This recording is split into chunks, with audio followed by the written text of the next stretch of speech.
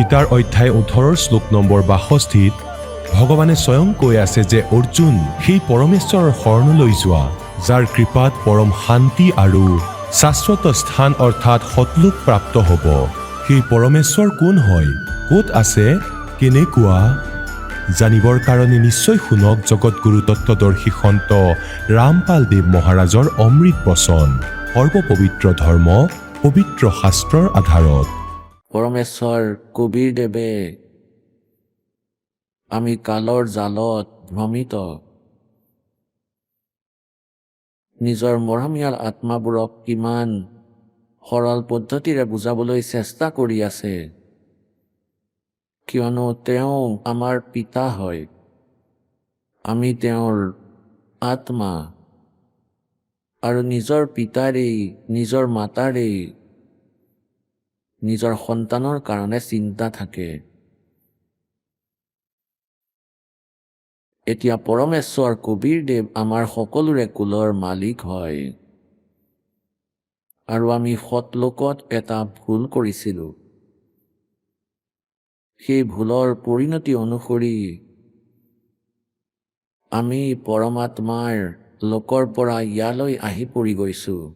এই জঘন্য লোকত, এই কালৰ লোকত, য'ত জন্ম আৰু মৃত্যু সদায়ে হৈ থাকে, আৰু কৰি অহা কামৰ ফল দণ্ড তেওঁৰ অৱশ্যেই প্ৰাপ্ত হয়। আৰু এই পৃথিৱীত পাপটো নকৰাকৈ, অপৰাধটো নকৰাকৈয়ে হৈ যায়, আৰু পুণ্য কৰিবৰ বাবে এটা বিশেষ ধৰণ আঁকোৱালি ল'ব লাগে। তাত ধনো লগাব লাগে, সময়ো লাগে, তেতিয়াহে গৈ কিছু পুণ্য হয়। যেনেকৈ খেতিয়কৰ খেতিত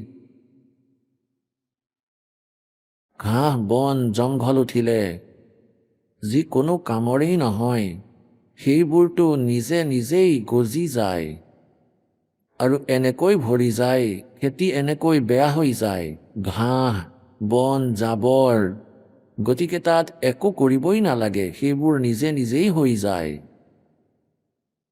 আৰু যদি তাত কোনো কণক বীজ সিঁচিব লাগে, ঘেঁহু সিঁচিব লাগে, ঘেঁহু প্ৰাপ্ত কৰিবলৈ প্ৰথমতেতো 5-6 বাৰ সেয়া হাল বাব লাগিব,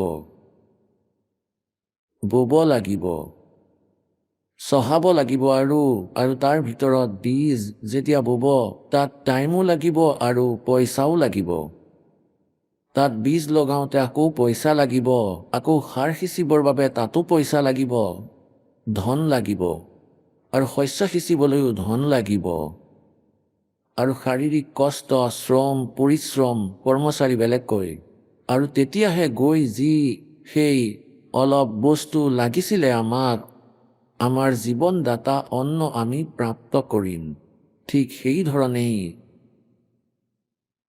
এই কালৰ লোকততো পাপ নিজেই হৈ যায়। মনত ভাবিও পাপ একত্ৰিত কৰা হয়। কাৰোবাৰ কাৰণে বেয়া বিচাৰে, কাৰোবাক আকৌ বেয়া চকুৰে চাই। और फिर पृथ्वी ऊपर पगजो धारे, करोड़ जीव एक दिन में मारे। পৃথিৱীত এতিয়া কাম নকৰাকৈ থাকিব নোৱাৰে, শৰীৰ এনেকুৱা দি দিলে। ইয়াত ইন্ধন ভৰালেহে চলিব, নহ'লে নচলে। গতিকে সেই টুকুৰাৰ বাবে আকৌ পৰিশ্ৰম কৰিব লাগিব, আৰু পৰিশ্ৰম যদি কৰিব লাগে তেনেহ'লে পাপো হ'ব। যেনেকৈ কৰ্মচাৰী তেওঁ কোৰেৰে খান্দিব, বহুত পোক পতংগৰো মৃত্যু হ'ব। এজন খেতিয়ক তেওঁ হাল বায়, এক হালাই 20 ফুট বাই 200 ফুট লগাই লোৱা, তাত 1000 কচাইৰ সমান পাপ এক হালোৱাৰ লাগি যায়। 1 হালাই আৰু সহস্ৰ কচাই, 1000 কচাইৰ সমান পাপ লাগি যায়।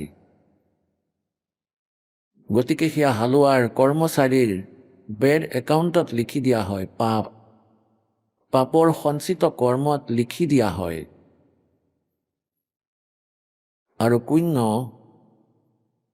পুণ্য কৰিলেহে হয়। যেনেকৈ আপুনি ঘৰ মোচে, যেনেকৈ ৰান্ধে, চৌকা মোচে, আৰু ওচৰ পাজৰৰ স্থানো মোচে, এতিয়াও সেয়া মোচে, সকলোৰে চিমেণ্টেড ফ্ল'ৰ হৈ গ'ল, মছে ফিনাইল মাৰে, তাত নাজানো কিমান জীৱ মৰি যায়। স্নান কৰে, তাতো ৰুটি বনোৱা হয়, তাতো জীৱ মৰি যায়। পানীৰ ভিতৰত যেতিয়া গা ধোৱা হয়, আগতে যেনেকৈ পুখুৰীত গা ধোৱা হৈছিল, তাতো জীৱ মৰে। আৰু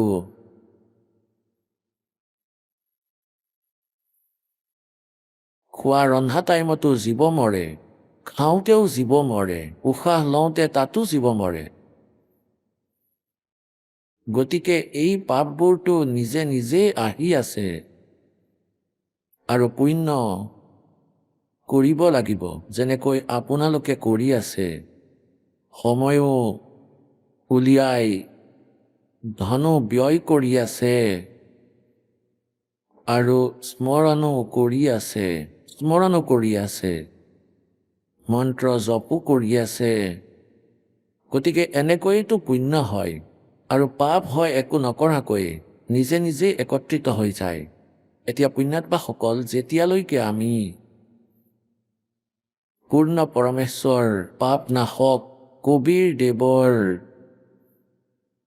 ভক্তি সাধনা পৰম সম্পূৰ্ণ সন্তৰ পৰা লৈ নকৰোঁ, আন যিবোৰ আমি জপ কৰোঁ, আন উপাসনাত আমি যি মন্ত্ৰ জপ কৰোঁ অথবা যিবোৰেই কৰোঁ, সাধনা কৰোঁ, ইয়াৰ দ্বাৰা পাপ নাশ নহয়।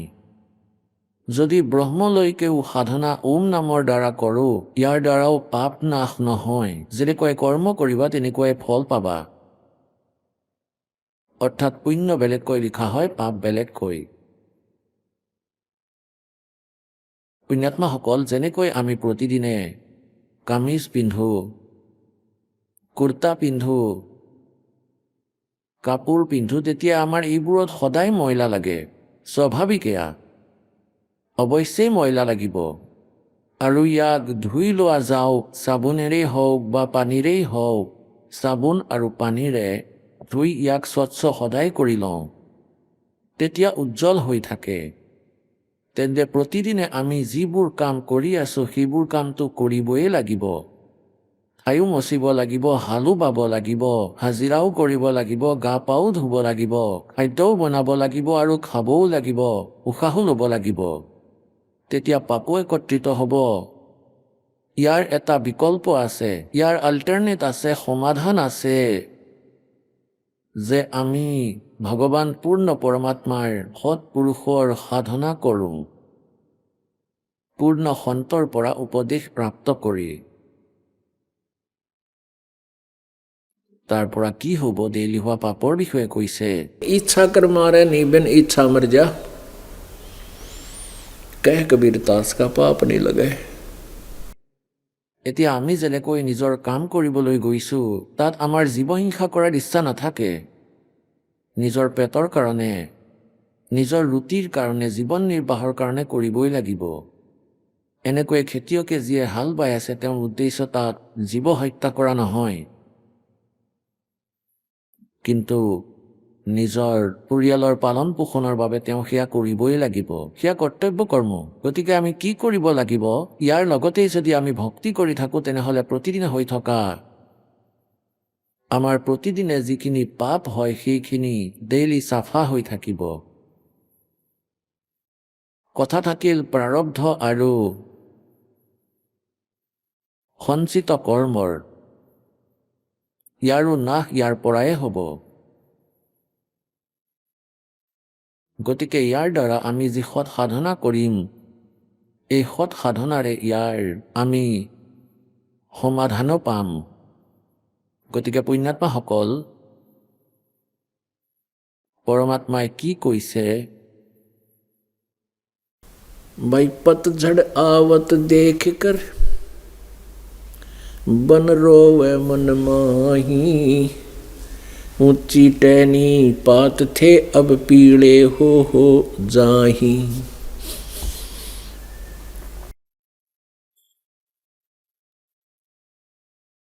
এতিয়া পৰমাত্মাই উদাহৰণ দিছে, যেনেকৈ বনত জংঘলত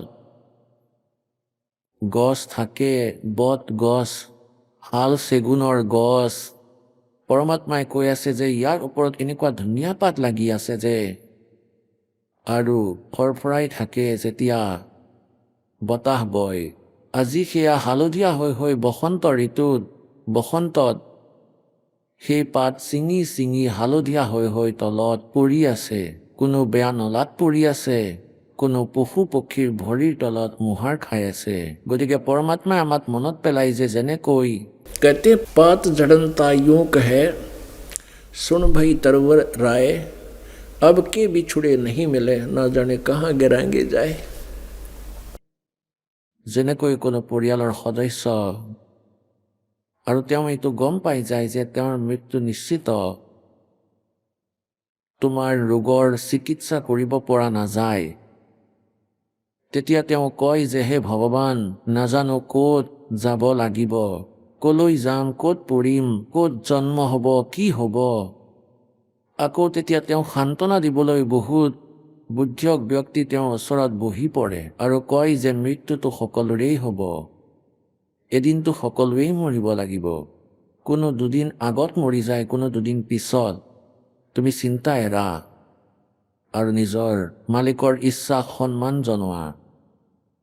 গতিকে এই প্ৰকাৰে পৰমাত্মাই বুজাই আছে যে যেনেকৈ পাত সৰোতে, পাত পৰোতে, ওপৰৰ পৰা পৰোতে, ছিঙি পৰোতে তেওঁ কৈ আছে যে হে তৰৱাৰ ৰায়,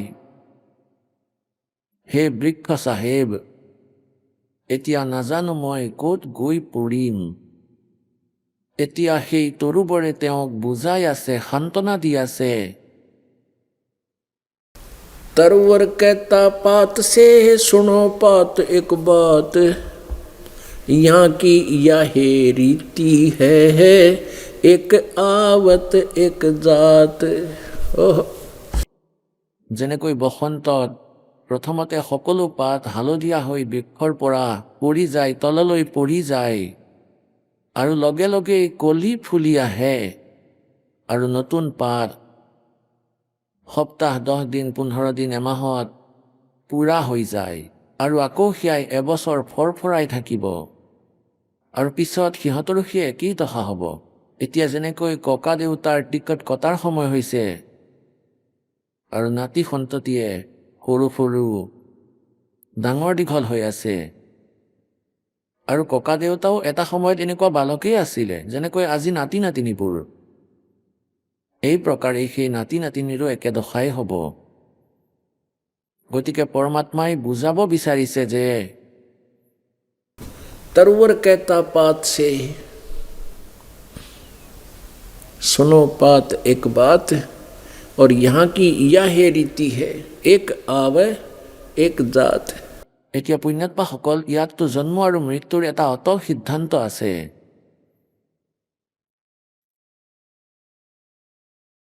আৰু পৰমাত্মা পৰমেশ্বৰ কবীৰ দেৱে কয় যে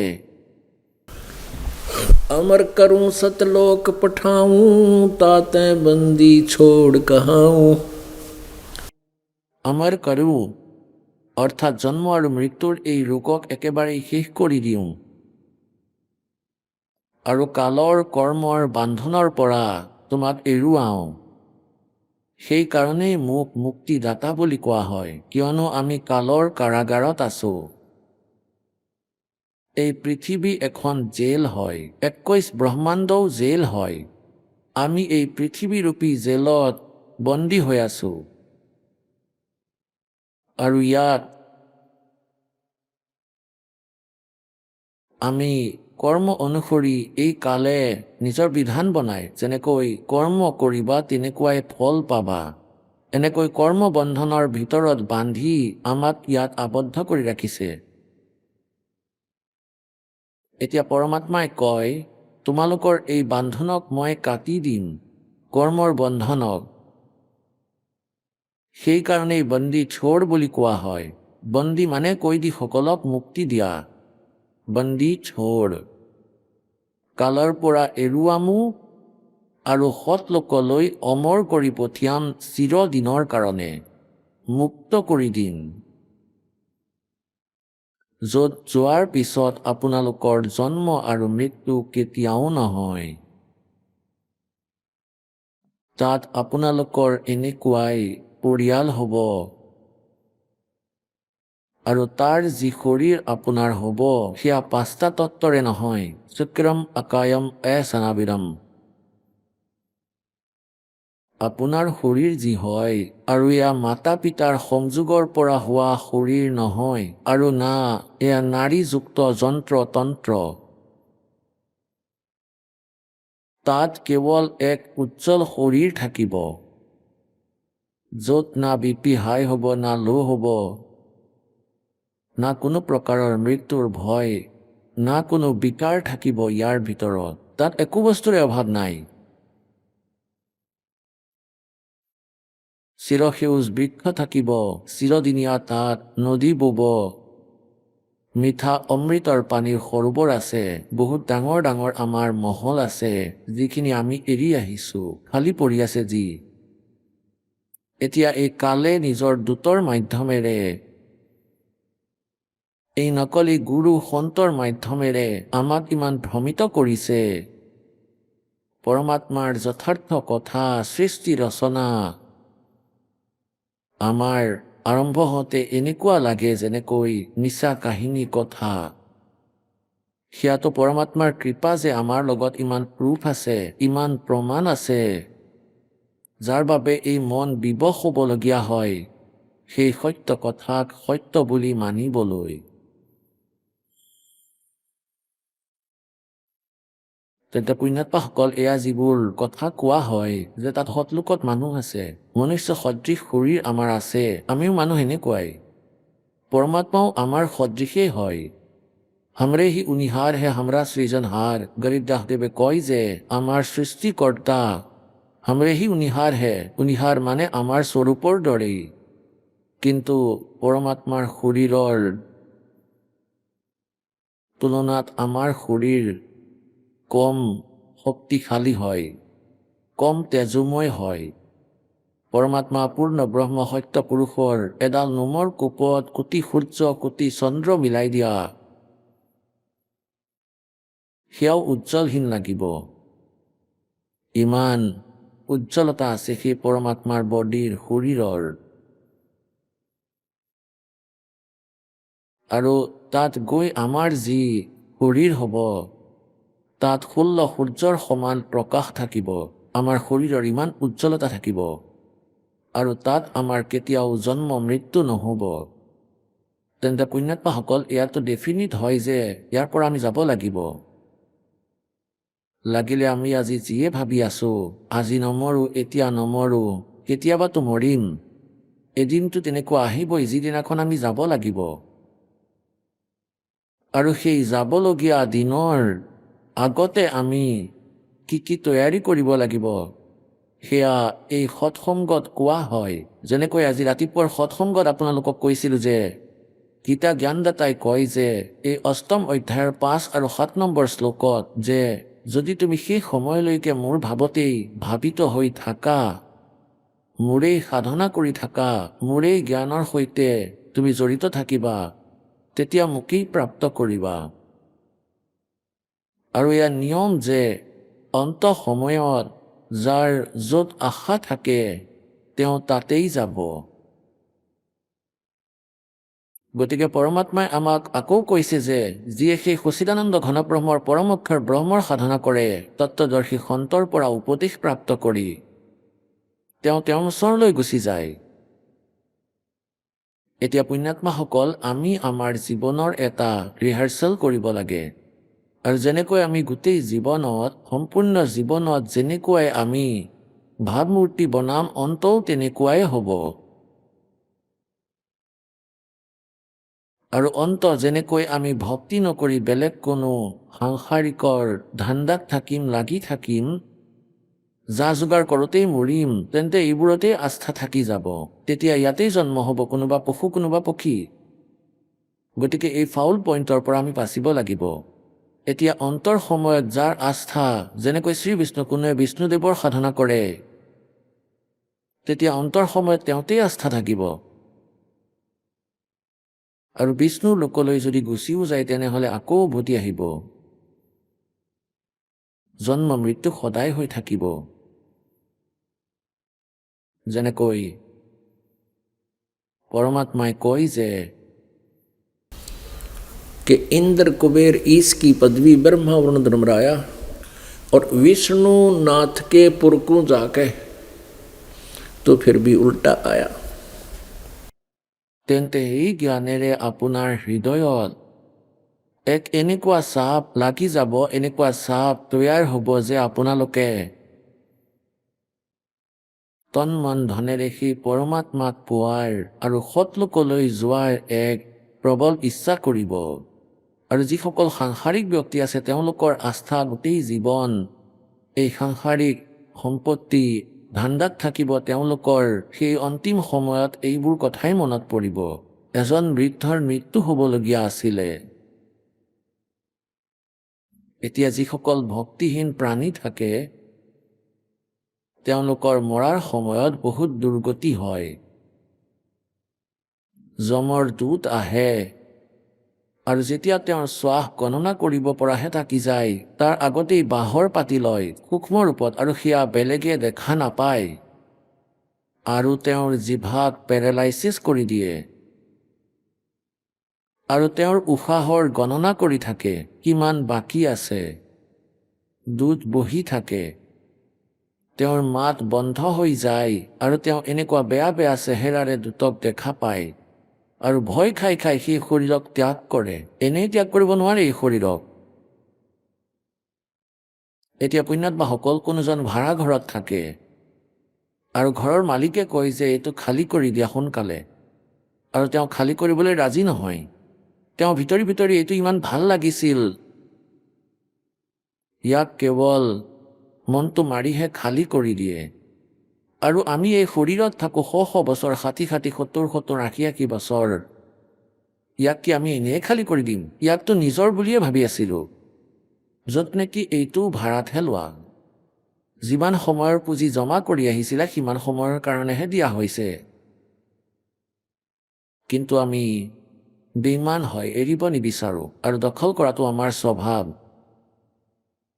তেতিয়া যমৰ দূতে তেওঁক দেখুৱাই এনেকুৱা ভয়ংকৰ ৰূপ আৰু তেওঁক চিধা জাঠিৰে খোচে, তেতিয়া তেওঁ ভয়ত এৰি পলাই যায় আৰু ভয় খোৱাৰ লগে লগে শৌচ প্ৰস্ৰাৱ ওলাই যায়। এনেকুৱা ধৰণৰ মৃত্যু তেওঁলোকৰ হয় ভক্তিহীন প্ৰাণীৰ। কবিৰ চাহেব কহতে আয়ে হে সো যায়েংগে। কিছুমানে কয় তুমি ভক্তি কৰি আছা কি তুমি নমৰিবা? আমিও মৰিম, শৰীৰ আমিও এৰিব লাগিব, কিন্তু তাৰ পাছত আমি কেতিয়াও নমৰোঁ। শৰীৰ আমিও এৰিব লাগিব, কিন্তু সাধাৰণ মানুহৰ দৰে, যিসকলে ভক্তি নকৰে তেওঁলোকৰ দৰে নমৰোঁ। আয়ে হে সো যায়েংগে ये राजा रंग फकीर, एक सिंहासन चढ़ चले एक बंधे जात जंजीर। এটাতো ভক্তি কৰা প্ৰাণী আদৰ সমাদৰেৰে ভগৱানে বিমানত বহাই লৈ যাব, তেওঁ মৰিব। আৰু এজনক যি যমৰ দূত আছে, যেনেকৈ অপৰাধীক পুলিচে বান্ধি লৈ যায় হাতকেৰেয়া আৰু বেৰি লগাই, এনেকৈ টানি আজুৰি লৈ যাব। এতিয়া মৃত্যুটো কিমান পাৰ্থক্য দেখা গ'ল। এতিয়া এজন বৃদ্ধ মৰো মৰো হৈ আছিল আৰু যমৰ দূতসকলে তেওঁৰ জিভাক পেৰালাইচিছ কৰি দিলে। আৰু তেওঁ দেখিছিলে একেবাৰে এণ্ড টাইমত, প্ৰথমে নেদেখিছিলে, প্ৰথমে গুপ্ত ৰূপত কৰি যায়। এণ্ড মানে যেনেকৈ কাৰোবাৰ ঘণ্টা 2 ঘণ্টাৰ সময় বাকী আছে, 3 ঘণ্টা বা 4 ঘণ্টাৰ, ইয়াৰ আগতে আহি তেওঁৰ মাত বন্ধ কৰি দিয়ে যে যাতে এওঁ কিবা কৈ নিদিয়ে আমাৰ বিষয়ে, যমৰ দূতৰ বিষয়ে। সেয়ে মুখখন প্ৰথমতে বন্ধ কৰি দিয়ে। এতিয়া বৃদ্ধজন মৰিব ধৰিছে, ঘৰৰ মানুহ ওচৰে পাজৰে বহিল। এতিয়া সেই বৃদ্ধজনে এনেকুৱা ক্ৰিয়া কৰি আছিলে, ক'ব পৰা নাছিলে, এনেকুৱা কৰি আছিলে। এতিয়া ঘৰৰ মানুহে ভাবিলে দেউতাই ক'ৰবাত ধন পুতি ৰাখিছে, তেওঁ সেয়া ক'ব বিচাৰিছে কিন্তু ক'ব পৰা নাই। এতিয়া তেওঁলোকে জানিছিলে এজন ডক্তৰ আছিলে, বৈদ্য আছিলে, তেওঁৰ হাতত কিবা ঔষধ আছিলে আৰু সেই ঔষধ তেওঁৰ মুখত দি দিছিলে। তেতিয়া তেওঁ ক'ব ধৰিছিলে। এতিয়া ডক্তৰৰ ওচৰলৈ গৈছিলে দৌৰি আনখন গাঁৱলৈ, তেওঁক ঘোঁৰাত বহাই লৈ আনিলে। তেওঁ ক'লে যে ভাই 500 টকা লওঁ। 500 টকা, আগৰ 500 টকা। যেনেকৈ 500 অথবা 500, 300, 200 যি সঠিক ভাবিলে সেয়া দি দিলে তেওঁৰ ফিজ। সেই ডক্তৰে তেওঁৰ মুখত সেই ঔষধ ভৰাই দিলে। ঔষধ দিয়া মাত্ৰই ক'লে যে দেউতাক কওক, আপুনি সোনকালেই কওক যে আপুনি ক'ত ধন পুতি থৈছে। আৰু বুঢ়াই ক'লে, আৰে তোমালোক ক'ত মৰিব গৈছা, এয়া চোৱা গাইৰ পোৱালীয়ে ঝাৰু খাই আছে। নাশ কৰি পেলালে 250 অনাৰ ঝাৰু পাত। আৰু এই বুলি কৈ বুঢ়া মৰি থাকিল, তেওঁ দেহ ত্যাগ কৰিলে। এতিয়া ল'ৰাজনে নিজৰ মূৰতে কোবাই আছিলে, দেউতাৰ 250 অনাৰ ঝাৰু আমাৰ 500 টকা পৰিল। 250 অনাৰ ঝাৰুত 500 টকা লাগি গ'ল আমাৰ। এতিয়া অন্তৰ সময়ত যাৰ য'ত আস্থা, বুঢ়াজনৰ এনেকুৱা বেমাৰ আছিলে, এনেকৈ চাই চোৱা বাল্টি ক'ত ৰাখিছা, ঘটিটো কি ইয়াত ৰাখিবা, চোৱা আমুকটো এনেকুৱা হৈ গ'ল, আমুকটো তেনেকুৱা হৈ গ'ল। কাৰণ নামৰ বিষয়ে তেওঁ নাজানে আৰু কামৰ বিষয়ে একোৱেই নাজানে। গতিকে ঘৰৰ মানুহবোৰৰে মূৰ সদায় বিষ কৰি থাকে তেওঁ। সেইকাৰণে আগতে কি কোৱা হৈছিলে যে 25 বছৰলৈকে ব্ৰহ্মচাৰী, 25ৰ পৰা 50 গৃহস্থ জীৱন, আৰু 50ৰ পৰা 75লৈ বৃদ্ধ ঘৰ এৰি গুচি গ'লেই ভাল হ'ব। কাৰণ সন্তানে যি পাব সেয়া তেওঁৰ সংস্কাৰেইহে পাব।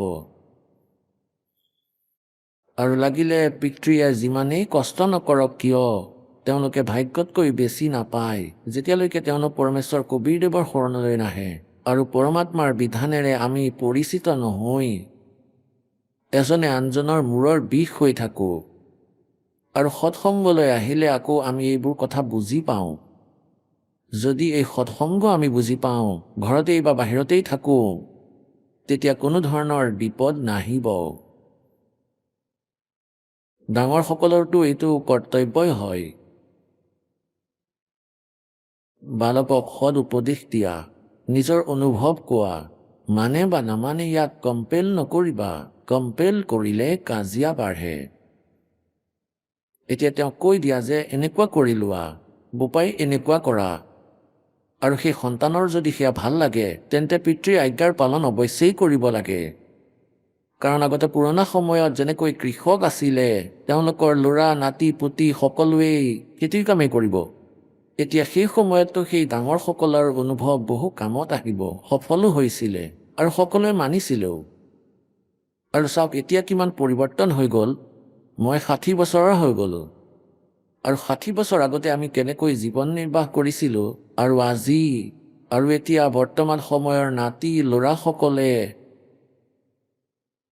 কি ধৰণেৰে তেওঁলোকে জীৱন নিৰ্বাহ কৰি আছে।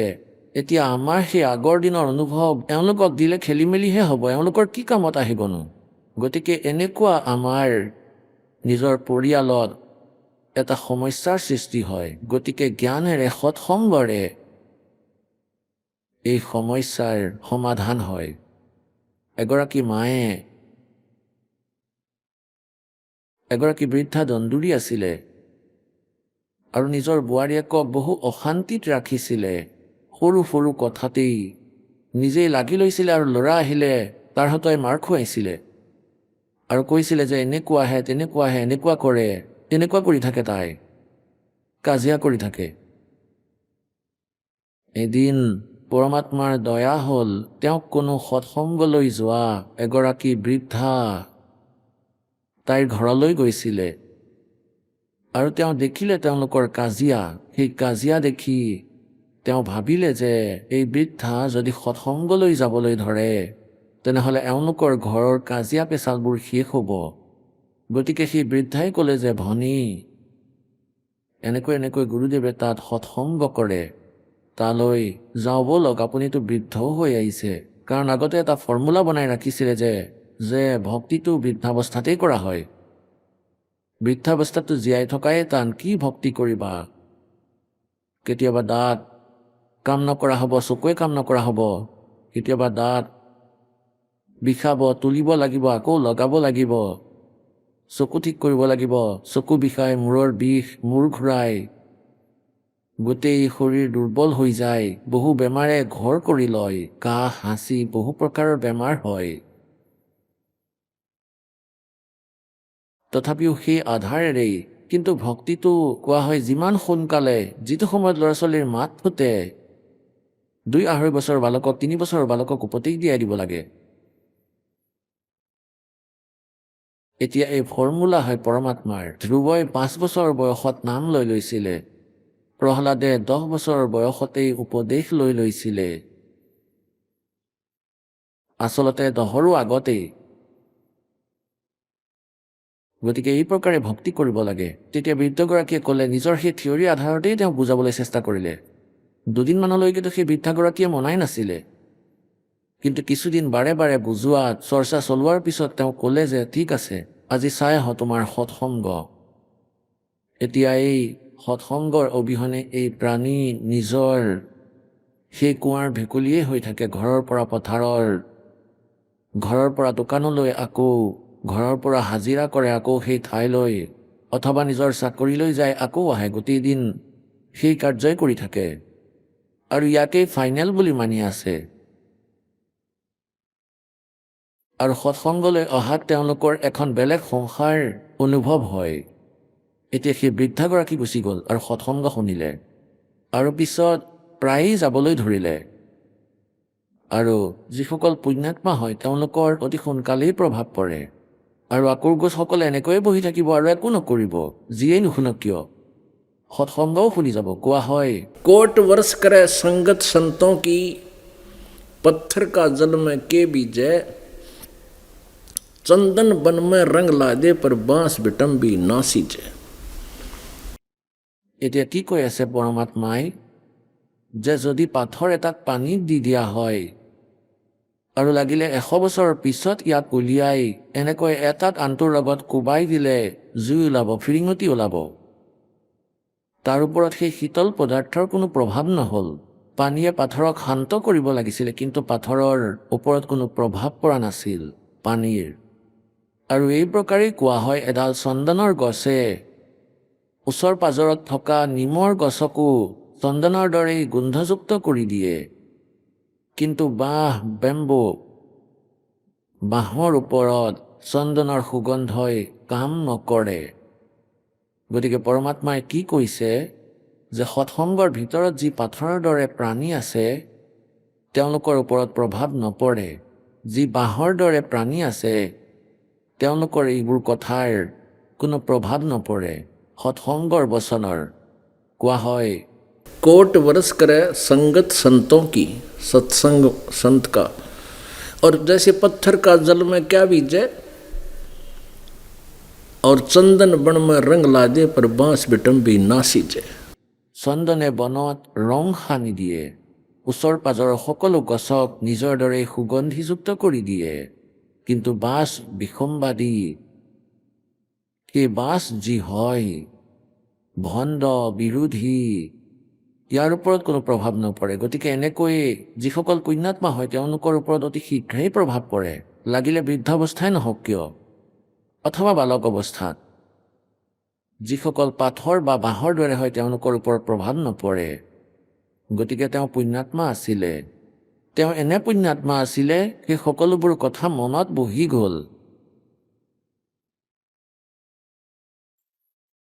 এদিন তেওঁৰ বোৱাৰীয়েকে মহৰ গাখীৰ খীৰালে। 5-6 কিলো গাখীৰ আছিলে আৰু ইয়াক ওপৰত হাকুতাত এডাল হাকুতা ওলোমোৱা আছিল। এডাল লোহা এনেকৈ তলৰ পৰা বেকা কৰি দিছিলে, তাত বাল্টি ওলমাই দিছিলে যাতে কুকুৰ মেকুৰীয়ে সেয়া খাব নোৱাৰে গাখীৰৰ। তেওঁৰ বোৱাৰীয়েকে প্ৰতিদিনৰ দৰে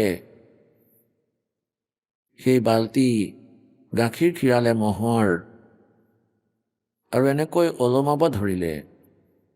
ওপৰলৈ এনেকৈ অনুমান কৰি, অভ্যাস থাকে এনেকৈ অনুমান কৰি ওলমাব পাৰে। তাই ওলমালে, কিন্তু ওলটা চাইডে লাগি গ'ল সেই বাল্টিটো। তাই বাল্টিটো এৰি দিলে, ভাবিলে ওলমিল, আৰু সেই গাখীৰ তলত পৰি গ'ল। গোটেই মজিয়াতে গাখীৰ বিয়পি গ'ল। এতিয়া সেই বোৱাৰীয়েকে সেই বৃদ্ধাৰ ফালে চাই ভাবিলে যে হ'ল ভাল, আজি কথা দিয়া বিষমেই হ'ব। আৰু এনেকৈ তেওঁৰ ফালে চালে মনটো বেয়া কৰি, যে কি হ'ব, তেওঁ এতিয়া কি ক'ব। বৃদ্ধাগৰাকীয়ে ক'লে, মাজনী, এয়া আমাৰ ভাগ্যতেই নাছিল। আজি এয়া আমাৰ ভাগ্যত নাছিলেই, আৰু ইয়াক ওপৰৰ পৰা পৰিষ্কাৰ কৰা আৰু মহকে খুৱাই দিয়া। মাজনী, এয়া আমাৰ ভাগ্যতেই নাছিলে। আমাৰ হোৱা হ'লেনো কেনেকৈ পৰিলেহেঁতেন? আগতেতো কেতিয়াও পৰা নাছিলে। এতিয়া বোৱাৰীয়েকৰ বিশ্বাসেই হোৱা নাছিলে যে বুঢ়ীয়ে আজি কোনটো ষ্টেচন ধৰিলে। আজি ইমান ভালকৈ কৈ আছে, কোনটো ষ্টেচন ধৰিলে আজি? নে ইয়াতো আৰু কিবা ষড়যন্ত্ৰ আছে? তেওঁৰ মুখৰ ফালেই চাই থাকিলে যে এতিয়াই লাঠি উঠাই মাৰিব আৰু কিমান যে বেয়াকৈ ক'ব। তেওঁ আকৌ ক'লে যে মাজনী, এইখিনি পৰিষ্কাৰ কৰা, ওপৰে লৈ মহক খুৱাই দিয়া আৰু বাকীখিনি মচি দিয়া গোবৰেৰে। এয়া আজি আমাৰ নাছিলেই, আমাৰ ভাগ্যতেই নাছিলে।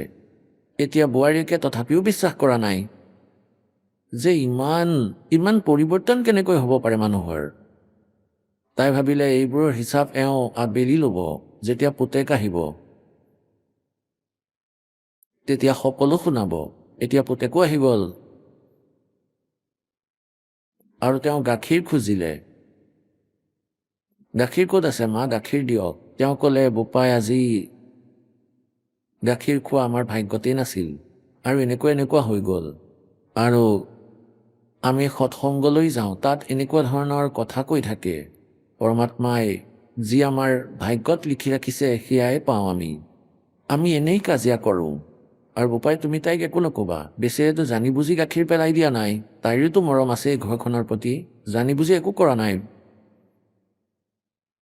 এতিয়া যেতিয়া তেওঁৰ বোৱাৰীয়েকৰ বিশ্বাস হ'ল বুঢ়ীটো দেৱতা হৈ গ'ল, ভৰিত ধৰিলে, ভৰি মালিচ কৰিলে আৰু তেওঁ বুকুত সাৱটি ল'লে যে মা, আজিতো আপুনি মোৰ বহুত ডাঙৰ অপৰাধ ক্ষমা কৰি দিলে। ক'লে যে নহয়, জ্ঞান অবিহনেহে কাজিয়া হয়। আৰু নহয় মাজনী, তুমি নিজৰ কাম কৰা আৰু মোৰ লগত ব'লা। ক'লে, যাম মই আপোনাৰ লগত। মোৰ ঘৰটো নৰক আছিল, স্বৰ্গলৈ পৰিৱৰ্তন কৰি দিলে এই সন্তই। এতিয়া তেওঁৰ বোৱাৰীয়েকেও নাম ল'লে আৰু পুত্ৰয়ো উপদেশ ল'লে। গতিকে পুণ্যাত্মাসকল, এনেকৈ সৎসংগলৈ আহিলে এই ধৰণেৰে সমস্যাৰ সমাধান হয়। কিন্তু প্ৰভাৱ তেওঁলোকৰ ওপৰতহে পৰে যিসকল পুণ্যাত্মা, এই পাথৰ আৰু বাঁহৰ দৰে প্ৰাণীৰ নহয়, যাৰ ঘৰত এই নাম সৎপুৰুষৰ, আৰু সেই ঘৰত কাজিয়া আৰু তেওঁলোকৰ ওপৰত প্ৰভাৱ পৰা নাই। তেওঁলোক পাথৰৰ দৰে হয়, অলপমান ঘৰ্ষণ হৈ গ'লে এনেকৈ ফিৰিঙতি ওলায়। পুণ্যাত্মাসকল, তেওঁলোকৰ ভিতৰত আমি পৰিৱৰ্তন বহুত কৰিব লাগিব। আমাৰ কথা পতাৰ আৰু কোৱাৰ, চলা ফুৰা উঠা বহা কৰোঁতে আৰু আমাৰ দৃষ্টিটো সাধুতা আহিব লাগিব। এজনেতো কঁকাল ভাঙি যায় আৰু এজনে চিধা একেবাৰে ভগত সন্তৰ দৰে চলে। উঠা আৰু বহাটো ক'তো বেয়া বস্তু চকুত নপৰিব। চাওঁতেও এনেকুৱা কোনো ক্ৰুটি সন্তৰ দৃষ্টিত থাকিব নালাগিব ভগতৰ। তেতিয়া আমি সৎসংগী হয়, অন্যথা আমি কেৱল নাম কেৱল উপদেশ, প্ৰভাৱ একোৱেই নপৰিব। গতিকে পুণ্যাত্মাসকল, সৎসংগলৈ আহিলে এই জ্ঞান হয়। পৰমাত্মাই কি ক'ব বিচাৰিছে? इस झूठे सुख को सुख कहे ये मान रहा मन मोदे, ये सकल तबीना काल का भाई कुछ मुख में कुछ गोद। बेटा जाया खुशी हुई ये खूब बजाए थाल। কাঁহী বজায়, কাৰোবাৰ ল'ৰা হ'লে এনেকৈ কাঁহীবোৰত লাখুটিৰে মাৰে, টন টন টন টন। তেতিয়া ওচৰ পাজৰৰ আগতেতো গমেই পাই যায় যে কোনো সন্তান হ'বলগীয়া আছে বোৱাৰীৰ। তেতিয়া বুজি পাই যায় কাঁহীবোৰত এনেকৈ লাখুটিৰে মৰা হয়, কাঁহী বজায়। গতিকে এয়া প্ৰতীক হয় যে তেওঁলোকৰ ল'ৰা হ'ল। আৰু ৰজাসকলে বেণ্ড বাজা বজোৱায়, তেওঁলোকৰ ঘৰততো সেইবোৰ বহুত ডাঙৰকৈ হয়। চেহনাইও বজাইছিল যেতিয়া ল'ৰা হৈছিল। দুখীয়া মানুহে নিজৰ কাঁহী পিটিয়ে আনন্দ উদযাপন কৰে। अब परमात्मा कहते हैं बेटा जाया खुशी हुई और खूब बजाए थाल। ये तो आना जाना लगा हुआ जो कीड़ी का नाले। लाख गिरा से नित उठ दूती, माया आद तकत की कूती। 1.25 लाख घड़िए नित भंडे, हंसा उत्पत्ति पर ले डंडे। परमात्माए কৈছে এই কাল আৰু দুৰ্গা 1 লাখ প্ৰাণীক এই কালে ডেইলি খায় বা দুৰ্গাই এওঁৰ সহযোগিতা কৰে। আদি মায়া বুলি কোৱা হয় তেওঁক। আৰু 1.25 লাখৰ উৎপত্তি ডেইলি কৰি আছে। পৰমাত্মাই মনত পেলাই আছে যে ইয়ালৈ অহা জন্ম লোৱা প্ৰাণীসকলক আৰু ইয়াৰ পৰা মৃত্যু হৈ ওপৰলৈ যোৱাসকলৰো সেই একেটাই পথ। 1 লাখ সদায় ওপৰলৈ গৈ আছে কালৰ ওচৰলৈ, আৰু 1.25 লাখ তাৰ পৰা জন্ম ল'বলৈ আহি আছে। পৰমাত্মাই কয় যে এই কাহি পিটি পিটি আনন্দ উদযাপন কৰি লোৱা। बेटा जाया खुशी हुई खूब बजाए थाल, ये तो आना जाना लगा हुआ है जो कीड़ी का नाल। নলাৰ পোক আপুনি হয়তো দেখিছে, লাখ লাখ পোক ইফালে পলাই আছে, লাখ লাখ পোক সিফালে পলাই আছে, একেবাৰে খেলি মেলি কৰি ৰাখিছে। এনেকৈয়ে কোৱা হয় এজন পুত্ৰ হ'ল এজন ব্যক্তিৰ বহু বছৰৰ পিছত, বিয়াৰ 10-20 বছৰৰ পিছত, আৰু তেওঁৰ ককা দেউতাই অৰ্থাৎ যিজন পুত্ৰ হৈছিল তেওঁৰ ককা দেউতাই ওচৰ পাজৰৰ 10, 12, 15, 20খন গাঁৱক একত্ৰিত কৰি আনন্দ উদযাপন কৰিলে, পাৰ্টি দিলে। আৰু পিছৰ বছৰৰ জন্মদিনৰ আগতেই তাৰ মৃত্যু হৈ গ'ল সেই ল'ৰাজনৰে, পুত্ৰজনৰ। তেওঁ মূৰ মাৰি মাৰি কান্দি আছে। পৰমাত্মাই কয় बेटा जाया खुशी हुई तने खूब बजाए थाल, ये तो आना जाना लगा हुआ है जो कीड़ी का नाल। परमात्मा कबीर साहब जी कहते हैं कि क्या मांगो कुछ थिर ना रहा, ये देखत नैन चला जग जाई। 1 लाख पूत 1.25 लाख नाती, और उस रावण का आज दीवान बाती है। আপুনিতো এই কালৰ লোকত যাৰ পুত্ৰ নাই ঠায়ে ঠায়ে ঘূৰি ফুৰে যে মোৰ এটা পুত্ৰ হৈ যাওক, মোৰ এক পুত্ৰ হওক, যিকোনো প্ৰকাৰে হৈ যাওক, বাই হুক এণ্ড ক্ৰু। আৰু পৰমাত্মাই কয় তুমি এজন পুত্ৰৰে কিনো কৰিবা। 1 লাখ পুত 1.25 লাখ নাতি, 1 লাখ পুত্ৰ আছিল সেই ৰাৱণৰ, আৰু 100 লাখ তেওঁৰ আত্মীয়, ডাঙৰ ডাঙৰ বহুত শক্তিশালী ভাল ধনৱান। क्या मांगो कुछ थिर ना रहाई। পৰমাত্মাই আমাক মনত পেলাই দিয়ে যে তুমি মোৰ পৰা কি খুজিবলৈ আহিছা। তোমালোকে মোৰ পৰা একো স্থায়ী বস্তুৱেই বিচৰা নাই। তোমালোকেতো পুতলা বিচাৰি আছা, আৰু এই পুতলাবোৰ কিছুদিনৰ পিছত ভাগি যায়, তেতিয়া আকৌ কেঁচুৱাৰ দৰে মূৰ মাৰি কান্দি থাকা। क्या मांगो कुछ थिर ना रहाई, ये देखत नैन चला जग जाई। চকুৰ আগতেই জগতখন যাব ধৰিছে, ক'ৰবাত 20টা মৰিলে, ক'ৰবাত 30টা মৰিলে, কোনো কাৰণত ক'ৰবাত ভূমিকম্পত। আৰু পৰমাত্মাই কয় 1 লাখ पूत 1.25 लाख नाती, उस रावण के दीवान बाती। গতিকে পুণ্যাত্মাসকল, এই কালৰ লোকত আমি যিবোৰ বস্তুৰ ডিমাণ্ড কৰোঁ ভগৱানক, সেয়াতো কবিৰ ভগৱানে আপোনালোকক নুখুজিলেও দি দিব। আপোনালোকে কেৱল এটা বস্তুৱেই বিচাৰক, ভক্তি দান গুৰু দীজিও, देवन के देवा हो, और जन्म पाया बोलो नहीं करहूं पद सेवा हो। দ্বিতীয়টো কেৱল ইমানেই বিচাৰক, साईं इतना दीजियो जिसमें कुटुम समावे, हम भी भूखे ना रहे अतिथि न भूखा जावे। इतना मांगो मालिक से कि हम भी भूखे ना रहे अतिथि न भूखा जावे। কবিৰ চাহেবে সেইটোৱেই এটা ৰোল কৰিছিলে। প্ৰত্যেক যুগতেই পৰমাত্মাই এটা এনেকুৱা লীলাময় জীৱন যিয়ে আমাক এক্সাম্পল দি যায়, উদাহৰণ দি থৈ যায় যে যদি তুমি পৰমাত্মাক পাবলৈ বিচাৰা তেনেহ'লে এনেকুৱা কৰিবা। এতিয়া শিপিনীৰ কাম কৰি দেখুৱালে মালিকে। সকলোতকৈ দুখীয়া স্থিতি, নিৰ্ধন স্থিতিত থাকিলে তেওঁ, কিন্তু ভক্তিৰ নিয়মত অটল থাকিলে খালে, আমাক এক্সাম্পল দিলে, আমাৰ কাৰণে এক্সাম্পল ৰাখিলে। আৰু আকৌ যিটো সময়ত পৰমাত্মাই নিজৰ কৰ্তব্য কৰ্ম আছিলে সেই কামো কৰিছিলে, সেই কাৰ্যও কৰিছিলে শিপিনীৰ, আৰু লগতে যি উদ্দেশ্য তেওঁ লগত লৈ আহিছিল সেয়াও কৰিছিলে। তেওঁ তত্ত্বদৰ্শী সন্তৰ ভূমিকাও পালন কৰিছিলে আৰু এই নকলি সন্তসকলৰ মুখা খোলাৰ কামো কৰিছিলে। এই নকলি ঋষি মহৰ্ষিসকলে কৈছিলে যে ব্ৰহ্মা বিষ্ণু মহেশ্বৰ অজৰ অমৰ হয়। পৰমাত্মাই কৈছিলে নহয়, তোমালোকে মিছা কৈ আছা, তোমালোকে ভ্ৰমিত কৰি আছা এই সৰল আত্মাবোৰক। ব্ৰহ্মা বিষ্ণু মহেশ্বৰ নাশৱান হয়। এতিয়া পুণ্যাত্মাসকল 600 বছৰ আগতে এই কথাটো যদি ক'ৰবাত কোনো এটা গলিত থিয় হৈ কৈ দিয়ে চিঞৰি চিঞৰি, তেতিয়াহ'লেতো মাৰ খাবই। কাৰণ এই নকলি গুৰুসকলে ইমান ভ্ৰমিত কৰিছিলে যে ব্ৰহ্মা বিষ্ণু মহেশ্বৰ অজৰ অমৰ হয়, সৰ্বেশ্বৰ হয়, মহেশ্বৰ হয়, মৃত্যুঞ্জয়, কালজয়, তেওঁলোকৰ কোনো মাতা পিতা নাই, এওঁলোক অজৰ অমৰ। এতিয়া পৰমাত্মাই 600 বছৰ আগতে কৈছিলে যে এওঁলোক নাশৱান হয়, এওঁলোকৰ জন্ম মৃত্যু হয়, এওঁলোক অজৰ অমৰ নহয়, এওঁলোকে কেৱল আপোনালোকৰ কৰ্মফল ৱৰ্ক ডানহে দিব পাৰে। যেনেকুৱা কাৰ্য কৰিবা তেনেকুৱাহে ফল দিব পাৰিব। আপোনালোকৰ ভাগ্যত, আপোনালোকৰ জীৱনত, প্ৰাৰব্ধত যদি কিবা পাপ আছে তাৰ দুখ দূৰ কৰিব নোৱাৰে। কেৱল পৰমাত্মাই কয় যে মই আপোনালোকৰ পাপৰ নাশ কৰিব পাৰোঁ, আপোনাৰ সকলো বিঘিনিক দূৰ কৰিব পাৰোঁ, যেনেকৈ বেদে কয়।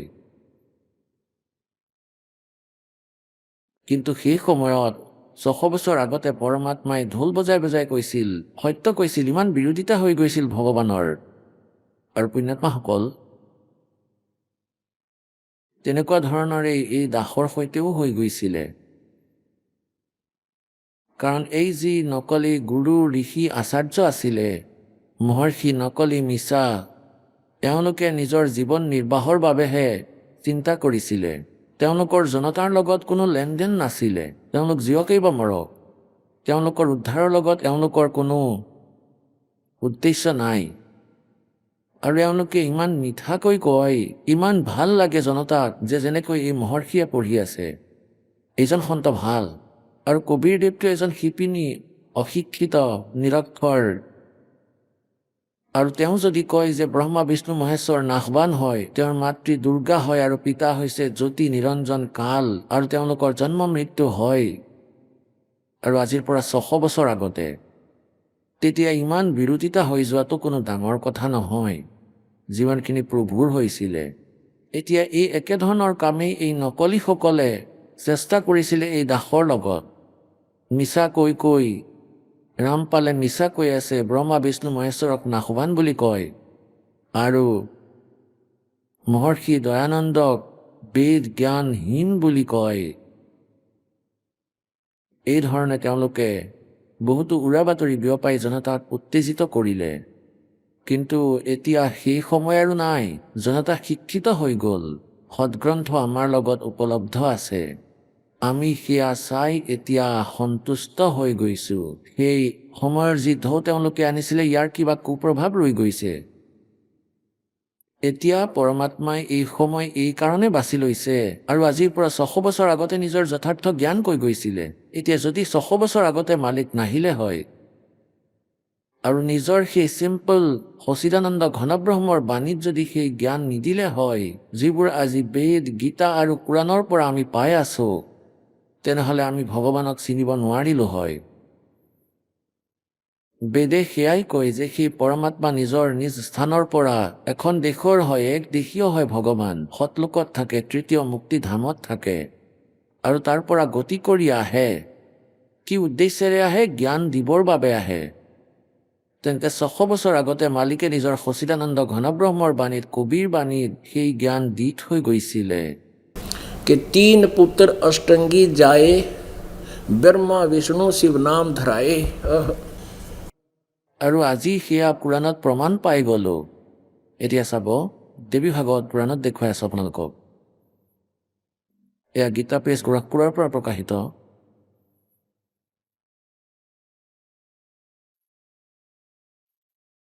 আৰু ইয়াৰ সম্পাদক কোন হয়?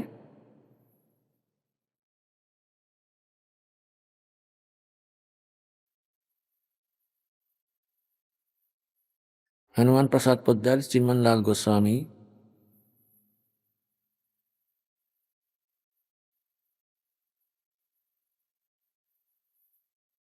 प्रकाशक एवं मुद्रक हल गीता प्रेस गोरखपुर, गोविंद भवन कार्यालय, कलकातार संस्थान। एওঁলোকৰ ফেক্স আৰু ফোন নম্বৰ। ইয়াৰ 123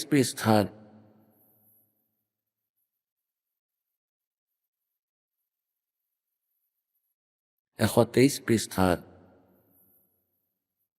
তৃতীয় স্কন্ধ বিষ্ণুদেৱে নিজৰ মাতা দুৰ্গাৰ স্তুতি কৰি নিজৰ স্থিতি স্বয়ঙে স্পষ্ট কৰি আছে।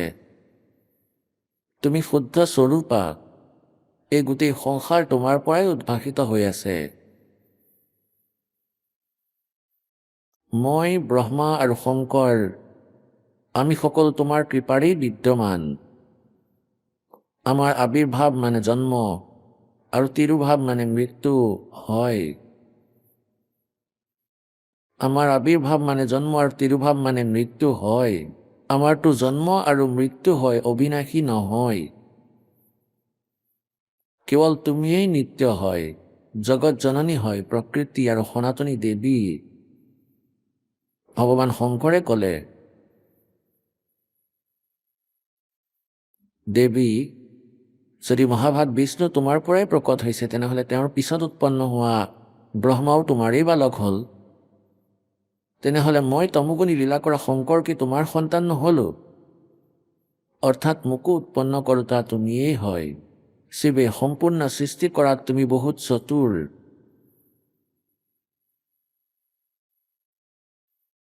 এই সংসাৰৰ সৃষ্টি, স্থিতি আৰু সংহাৰত তোমাৰ গুণ সদায় সম্পূৰ্ণ। সেই তিনি গুণেৰেই উৎপন্ন আমি ব্ৰহ্মা, বিষ্ণু আৰু শংকৰ নিয়ম অনুসাৰী কাৰ্যত তৎপৰ থাকোঁ। এতিয়া পুণ্যাত্মাসকল, এই পবিত্ৰ দেৱী পুৰাণে সকলো সমস্যাৰ সমাধান কৰিলে। ইয়াত 4টা কনচেপ্ট ক্লিয়াৰ হৈ গ'ল, 4টা পইণ্ট ক্লিয়াৰ হৈ গ'ল, 4টা বিষয় ক্লিয়াৰ হৈ গ'ল। এটাতো ব্ৰহ্মা বিষ্ণু মহেশ্বৰ নাশৱান হয়, অমৰ নহয়, অজৰ নহয়, মৃত্যুঞ্জয় কালজয় নহয়। আৰু দ্বিতীয়তে দুৰ্গা এওঁলোকৰ মাতৃ হয়, তিনিওজনৰে। আৰু তৃতীয় এয়া যে ৰজগুণ ব্ৰহ্মা, সৎগুণ বিষ্ণু আৰু তমগুণী শিৱ। আৰু চতুৰ্থটো এইটো যে এওঁলোকে কেৱল নিয়মিত কাৰ্যহে কৰিব পাৰে। যিটো আপোনালোকৰ সংস্কাৰত আছে সেইটোৱেহে দিব পাৰে, আপোনালোকৰ পাপৰ নাশ কৰিব নোৱাৰে। এতিয়া সেই পাপ নাশ কৰোতাজন কোন হয়?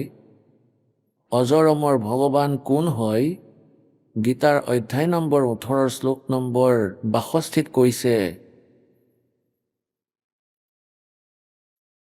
হে অৰ্জুন, গীতা জ্ঞানদাতাই কয় যে, হে অৰ্জুন, তুমি সৰ্বভাৱেৰে সেই পৰমেশ্বৰৰ শৰণলৈ যোৱা, যাৰ কৃপাত তুমি পৰম শান্তি আৰু সনাতন পৰম ধাম প্ৰাপ্ত কৰিবা।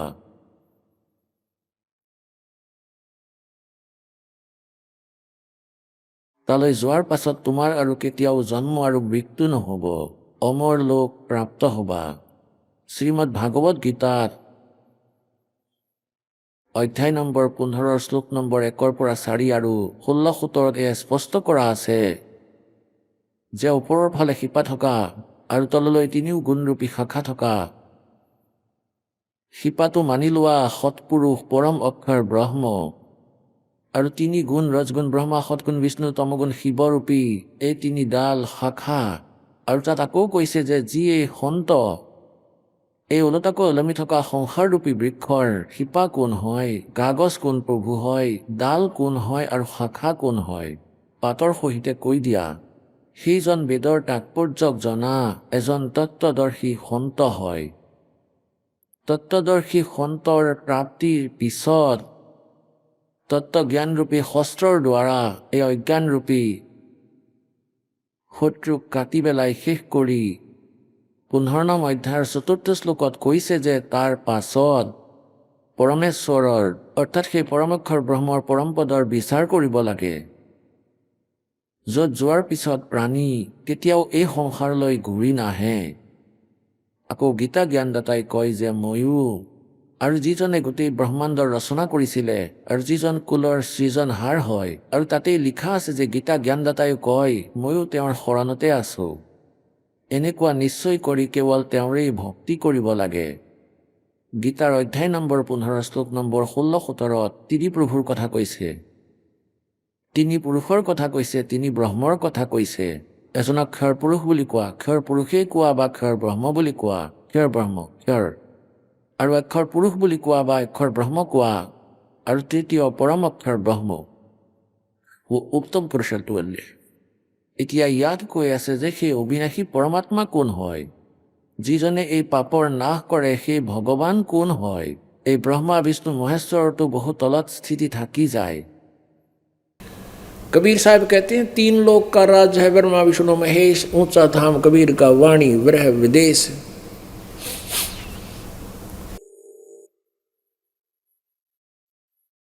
এতিয়া গীতা পুথি আপোনালোকক দেখুৱাই আছো, শ্ৰীমদ ভাগৱত গীতা। চাব, শ্ৰীমদ ভাগৱত গীতা, এয়া গীতা প্ৰেছ গোৰখপুৰৰ পৰা প্ৰকাশিত, জয়দয়াল গোৱন্দিকা ইয়াৰ অনুবাদক। ইয়াৰ অধ্যায় নম্বৰ 15 শ্লোক নম্বৰ 1 পৰা 4 আৰু 16-17 আপোনালোকক পঢ়ি শুনাম। বহু সৎসংগ হৈ গ'ল গীতা পঢ়ি থকা। এতিয়া চাব,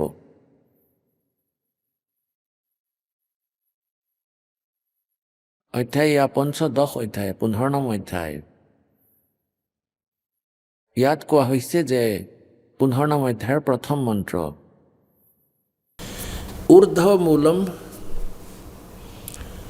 ऊर्ध्व मूलम अध शाखम प्राहु अव्यम छंदासी यस्य प्रणाने ये तम वेद स वेदवित।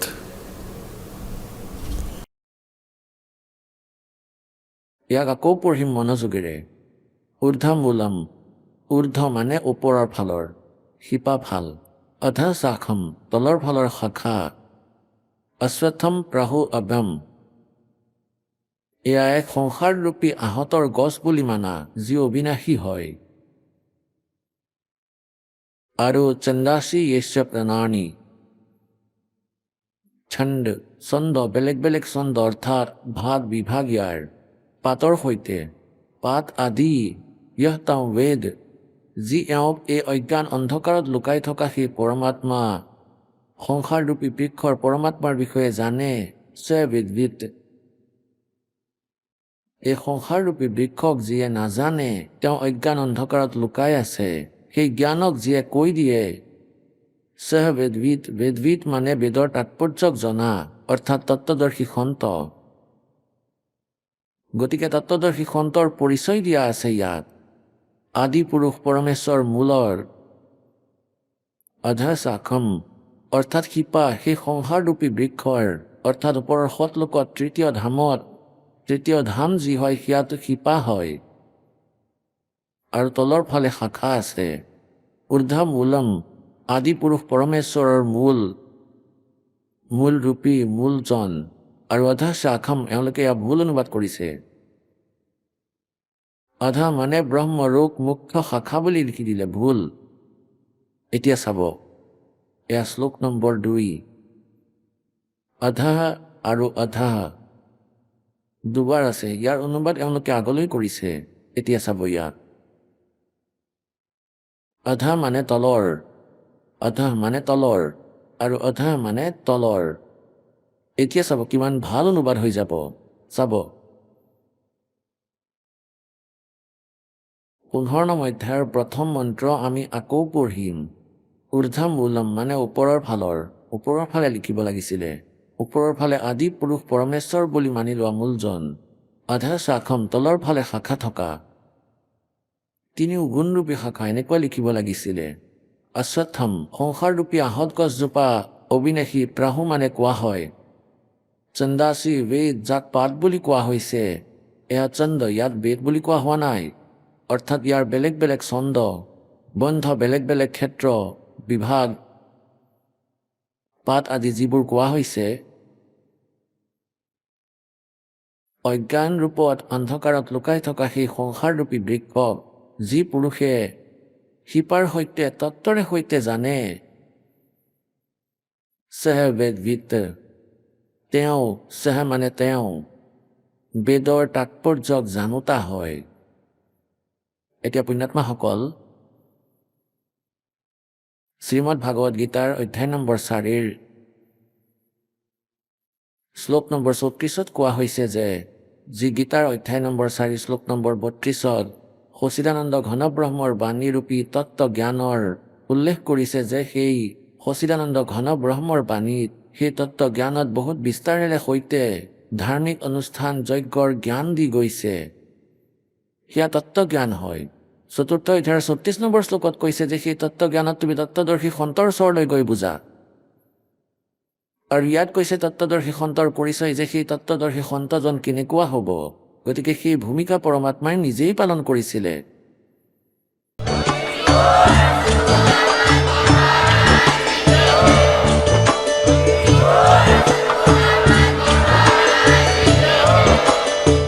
আপুনি শুনি আছিলে জগতগুৰু তত্ত্বদৰ্শী সন্ত ৰামপালদেৱ মহাৰাজৰ মংগল প্ৰবচন। অধিক জানিবৰ বাবে ভিজিট কৰক আমাৰ ৱেবছাইট www.jagatgururampalji.org।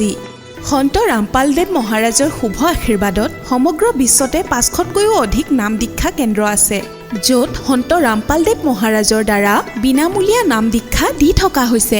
আপোনাৰ নিকটৱৰ্তী নাম দীক্ষা কেন্দ্ৰৰ ঠিকনা জানিবলৈ সম্পৰ্ক কৰক 8222880541।